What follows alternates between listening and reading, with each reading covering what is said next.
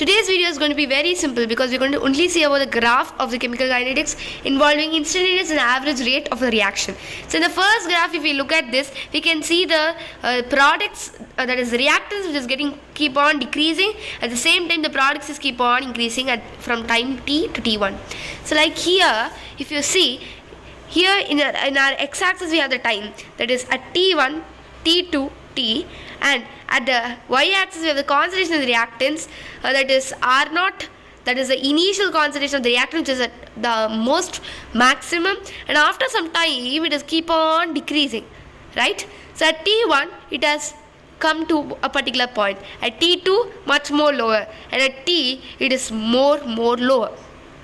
So at t1 we have the reactant to be the amount of that is the concentration of the reactant to be R1, and at T2 we have R2.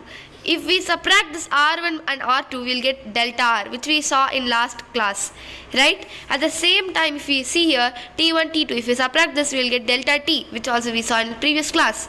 And here, if we want to find the average rate, we could determine from the overall slope of this. Here we get delta R average, which is minus delta R upon delta T, which is R2 minus R1 by T2 minus T1. You should never forget this minus sign. And next, if you want to find the instantaneous rate, which is the rate at a particular time, at the time interval, at a very small time interval, we want to find the rate. That is what is known as instantaneous rate. Time interval will be very negligible. That is dt dr. If you get that, the tangent of the slope, that is minus dr by dt, that slope is what is known as instantaneous rate, which is here, as the slope is negative, we will take minus slope. Now let us go into the product graphs. Here the same thing, time, concentration of the products, time t1, t2, t, and here p1, p2. At particular time, the initial product is very low, but after some time, product is getting increasing. So the slope is positive slope. Here at P1, there is a particular concentration of the product, and at T2, the product will getting increased into P2. Am I right? Similarly, if you subtract this P2 minus P1, you will get delta P, and T2 minus T1 will get delta T.